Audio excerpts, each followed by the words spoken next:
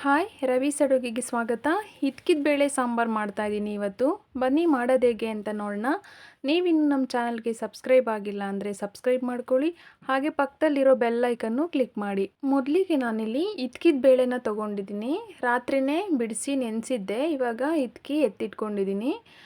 ಒಗ್ಗರಣೆ ಮಾಡ್ಕೊಳ್ಳೋಕ್ಕೆ ಮಸಾಲೆಗೆ ಈರುಳ್ಳಿ, ಬೆಳ್ಳುಳ್ಳಿ, ಶುಂಠಿ, ಸ್ವಲ್ಪ ಚಕ್ಕೆ, ಲವಂಗ, ಬ್ಯಾಡಗೆ ಮೆಣಸಿನ್ಕಾಯಿ, ಗೋಡಂಬಿ, ಸ್ವಲ್ಪ ಕೊತ್ತಂಬರಿ ಸೊಪ್ಪು, ಟೊಮೊಟೊನ ತೊಗೊಂಡಿದ್ದೀನಿ. ಗಸಗಸೆ ಇದ್ದರೆ ಇವಾಗ ಗಸಗಸೆನೂ ಸೇರಿಸ್ಕೊಬೋದು ಇದ್ರ ಜೊತೆಗೆ ನೀವು. ನಾನಿಲ್ಲ ಅಂತ ಗೋಡಂಬಿ ತೊಗೊಂಡಿದ್ದೀನಿ. ಸ್ಟವ್ ಮೇಲೆ ಒಂದು ಪಾತ್ರೆ ಇಟ್ಕೊಂಡು ಸ್ವಲ್ಪ ಎಣ್ಣೆ ಹಾಕ್ಕೊಂಡಿದ್ದೀನಿ. ಎಣ್ಣೆ ಬಿಸಿ ಆದಮೇಲೆ ಮೆಣಸಿನ್ಕಾಯಿನ ಸೇರಿಸೋಣ. ಬ್ಯಾಡಗೆ ಮೆಣಸಿನ್ಕಾಯಿ ಕಲರ್ಗೋಸ್ಕರ ಅಷ್ಟೇ ಇದು.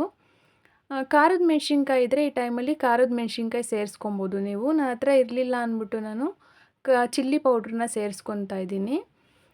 ಈರುಳ್ಳಿ, ಬೆಳ್ಳುಳ್ಳಿನೆಲ್ಲ ಹಾಕ್ಕೊಂಡು ಚೆನ್ನಾಗಿ ಫ್ರೈ ಮಾಡ್ಕೊಳ್ಳೋಣ. ಈ ಥರ ಇದನ್ನೆಲ್ಲ ಫ್ರೈ ಮಾಡಿ ರುಬ್ಬೋದ್ರಿಂದ ಸಾಂಬಾರು ಟೇಸ್ಟು ಚೆನ್ನಾಗಿರುತ್ತೆ. ಹಸಿ ಮಸಾಲ ರುಬ್ಬಿದ್ರೆ ಅಷ್ಟೊಂದು ಚೆನ್ನಾಗಿರಲ್ಲ ಸಾಂಬಾರು. ಎಲ್ಲ ಚೆನ್ನಾಗಿ ಫ್ರೈ ಮಾಡ್ಕೊಳ್ಳೋಣ. ಈರುಳ್ಳಿ ಎಲ್ಲ ಸ್ವಲ್ಪ ಕಲರ್ ಚೇಂಜ್ ಆಗಲಿ. ಈರುಳ್ಳಿ ಎಲ್ಲ ಚೆನ್ನಾಗಿ ಫ್ರೈ ಆಗಬೇಕು ಎಣ್ಣೆಯಲ್ಲಿ. ಆವಾಗ ಸಾಂಬಾರು ಫ್ಲೇವರು ತುಂಬ ಚೆನ್ನಾಗಿರುತ್ತೆ. ಇವಾಗ ಟೊಮೊಟೊ ಹಚ್ಚಿಟ್ಕೊಂಡಿದ್ವಲ್ಲ ಅದನ್ನು ಸೇರಿಸ್ಕೊತಾ ಇದ್ದೀನಿ. 1 ಟೊಮೊಟೊನ ಹಚ್ಚಿಟ್ಕೊಂಡಿದ್ದೆ ನಾನು. ಅದನ್ನು ಹಾಕ್ಕೊಂಡು ಟೊಮೊಟೊ ಎಲ್ಲ ಚೆನ್ನಾಗಿ ಸಾಫ್ಟ್ ಆಗಬೇಕು, ಅಲ್ಲಿವರೆಗೂ ಇದನ್ನು ಫ್ರೈ ಮಾಡ್ಕೊಳ್ಳೋಣ. ಟೊಮೊಟೊ ಎಲ್ಲ ಫ್ರೈ ಆದಮೇಲೆ ಕೊತ್ತಂಬರಿ ಸೊಪ್ಪನ್ನ ಸೇರಿಸ್ತಾ ಇದ್ದೀನಿ. ಕೊತ್ತಂಬರಿ ಸೊಪ್ಪನ್ನು ಸ್ವಲ್ಪ ಎಣ್ಣೆಯಲ್ಲಿ ಫ್ರೈ ಮಾಡ್ಕೊಳ್ಳೋಣ. ಇದೆಲ್ಲ ಆದಮೇಲೆ ಖಾರಕ್ಕೆ ಎಷ್ಟು ಬೇಕೋ ಅಷ್ಟು ಚಿಲ್ಲಿ ಪೌಡ್ರನ್ನ ಸೇರಿಸ್ಕೊಳ್ಳಿ. ನಾನು 1 ಸ್ಪೂನ್ ಅಷ್ಟು ಸೇರಿಸಿದ್ದೀನಿ. ಇವಾಗ ಸ್ಟವ್ ಆಫ್ ಮಾಡಿಬಿಟ್ಟು ಇದೆಲ್ಲ ತಣ್ಣಗಾಗಕ್ಕೆ ಬಿಡೋಣ. ತೆಂಗಿನಕಾಯಿ ತುರಿ ಮತ್ತು 2 ಸ್ಪೂನ್ ಅಷ್ಟು ಧನಿಯಾ ಪುಡಿನ ಸೇರಿಸ್ತಾ ಇದ್ದೀನಿ. 1 ಸ್ಪೂನ್ ಅಷ್ಟು ಸಾಂಬಾರು ಪುಡಿ, ಸ್ವಲ್ಪ ಹುರ್ಗಡ್ಲೆ, ಸ್ವಲ್ಪ ಹಸಿ ಬೇವಿನ ಸೊಪ್ಪನ್ನ ಸೇರಿಸ್ಕೊಂಡಿದ್ದೀನಿ ಫ್ಲೇವರ್ ಚೆನ್ನಾಗಿರುತ್ತೆ ಅಂತ. ಇದನ್ನೆಲ್ಲ ಒಂದು ಮಿಕ್ಸಿ ಜಾರ್ಗೆ ಹಾಕಿ ನುಣ್ಣಗೆ ರುಬ್ಕೊಳ್ಳೋಣ.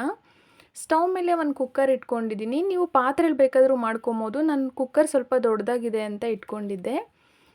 ಎಣ್ಣೆ ಹಾಕ್ಕೊಂಡು ಸ್ವಲ್ಪ ಸಾಸಿವೆ ಸಿಡಿದ್ಮೇಲೆ ಈರುಳ್ಳಿ, ಕರಿಬೇವಿನ ಸೊಪ್ಪು ಹಾಕಿ ಈರುಳ್ಳಿ ಕಲರ್ ಚೇಂಜ್ ಆಗೋವರೆಗೂ ಫ್ರೈ ಮಾಡಿಕೊಂಡು ಕಾಳನ್ನ ಸೇರಿಸ್ತಾ ಇದ್ದೀನಿ.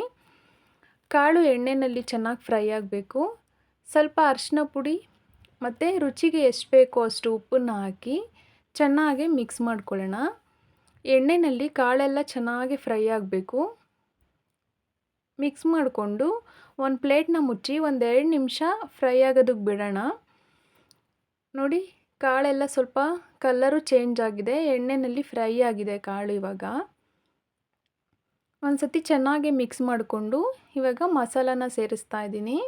ನೀರು ಹಾಕೋದು ಬೇಡ, ಇವಾಗಲೇ ಸ್ವಲ್ಪ ಮಸಾಲ ಸ್ವಲ್ಪ ಫ್ರೈ ಆಗೋಕ್ಕೆ ಬಿಡೋಣ. ಒಂದು 5 ನಿಮಿಷ ಇದನ್ನು ಒಂದು ಪ್ಲೇಟ್ನ ಮುಚ್ಚಿ ಫ್ರೈ ಮಾಡ್ಕೊಳ್ಳೋಣ ಮಸಾಲನೆಲ್ಲ. ಸ್ವಲ್ಪ ಎಣ್ಣೆ ಬಿಡಲಿ, ಅದು ತಕ್ಷಣವೇ ನೀರು ಹಾಕೋದು ಬೇಡ. ಆವಾಗ ಒಂಥರ ಫ್ಲೇವರ್ ಎಲ್ಲ ಚೆನ್ನಾಗಿರುತ್ತೆ ಸಾಂಬಾರ್ದು. ಒಂದು ಪ್ಲೇಟ್ನ ಮುಚ್ಚಿ ಸ್ವಲ್ಪ ಮಸಾಲ ಫ್ರೈ ಆಗೋಕ್ಕೆ ಬಿಡ್ತಾಯಿದ್ದೀನಿ. ಒಂದು 5 ನಿಮಿಷ ಆದರೆ ಸಾಕು, ಚೆನ್ನಾಗಿ ಫ್ರೈ ಆಗಿರುತ್ತೆ. ನೋಡಿ, ಸೈಡಲ್ಲೆಲ್ಲ ಎಣ್ಣೆ ಬಿಡ್ತಾಯಿದೆ. ಒಂದು ಸತಿ ಚೆನ್ನಾಗಿ ಮಿಕ್ಸ್ ಮಾಡ್ಕೊಳ್ಳೋಣ. ನಿಮಗೆ ಸಾಂಬಾರು ಯಾವ ಅದಕ್ಕೆ ಬೇಕೋ ಅಷ್ಟಕ್ಕೆ ನೀರು ಹಾಕ್ಕೊಂಡು ಕೂಡಿಸ್ಕೊಳ್ಳಿ. ಜಾಸ್ತಿ ತೆಳುವಾದರೆ ಚೆನ್ನಾಗಿರಲ್ಲ. ಮೀಡಿಯಮಾಗೆ ನೀರು ಹಾಕ್ಕೊಂಡು ಕೂಡಿಸ್ಕೊಬೇಕು. ಒಂದು ಸತಿ ಚೆನ್ನಾಗಿ ಮಿಕ್ಸ್ ಮಾಡಿಕೊಂಡು ಉಪ್ಪು ಖಾರನೆಲ್ಲ ಈ ಟೈಮಲ್ಲಿ ಚೆಕ್ ಮಾಡ್ಕೊಳ್ಳಿ. ಉಪ್ಪು ಖಾರನೆಲ್ಲ ಚೆಕ್ ಮಾಡಿಕೊಂಡು ಒಂದು ಪ್ಲೇಟ್ನ ಮುಚ್ಚಿ ಕುದಿಯೋದಕ್ಕೆ ಬಿಡ್ತಾಯಿದ್ದೀನಿ. ನಾನು ಕುಕ್ಕರ್ ಕ್ಯಾಪ್ನ ಹಾಕಿ ಕೂಗಿಸ್ತಾ ಇಲ್ಲ. ಕಾಳು ಕೂಗಿಸಿದ್ರೆ ಜಾಸ್ತಿ ಬೆಂದೋಗ್ಬಿಡುತ್ತೆ. ಅದಕ್ಕೆ ನಾನು ಪ್ಲೇಟ್ನ ಮುಚ್ಚಿ ಹಂಗೇ ಕುದಿಯೋದಕ್ಕೆ ಬಿಡ್ತಾಯಿದ್ದೀನಿ. ಕಾಳು ಚೆನ್ನಾಗಿ ಬೇಯೋ ತನಕ ಕುದಿಸ್ಕೊಳ್ಳಿ. ನೋಡಿ, ಈ ಥರ ಮಾಡಿದ್ರೆ ಇಷ್ಟಾದರೆ ಸಾಕು. ಕಾಳು ಜಾಸ್ತಿ ಬೇಯಿಸಿದ್ರೂ ಚೆನ್ನಾಗಿರಲ್ಲ, ಬೆಂದೋಗ್ಬಿಡುತ್ತೆ. ಸ್ಟವ್ನ ಆಫ್ ಮಾಡಿ ಒಂದು ಪ್ಲೇಟ್ನ ಮುಚ್ಚಿ ಇಟ್ಬಿಟ್ರೆ ಅದು ಸಾಂಬಾರು ಬಿಸಿಗೇ ಕಾಳು ಇನ್ನೂ ಚೆನ್ನಾಗಿ ಬೆಂದೋಗುತ್ತೆ. ಆವಾಗ ಟೇಸ್ಟ್ ಇನ್ನೂ ಚೆನ್ನಾಗಿರುತ್ತೆ ಸಾಂಬಾರ್ದು. ಇಷ್ಟೇ, ಹಿತ್ಕಿದ ಬೇಳೆ ಸಾಂಬಾರು ರೆಡಿ ಆಗೋಯಿತು. Season special. ಈ ವಿಡಿಯೋ ನಿಮಗೆ ಇಷ್ಟ ಆಗಿದರೆ ಲೈಕ್ ಮಾಡಿ, ಶೇರ್ ಮಾಡಿ, ಸಬ್ಸ್ಕ್ರೈಬ್ ಮಾಡಿ. ಹಾಗೆ ಪಕ್ಕದಲ್ಲಿರೋ ಬೆಲ್ ಐಕನ್ನು ಕ್ಲಿಕ್ ಮಾಡಿ ನಿಮ್ಮ ಅನಿಸಿಕೆನ ಕಮೆಂಟ್ ಮೂಲಕ ತಿಳಿಸಿ.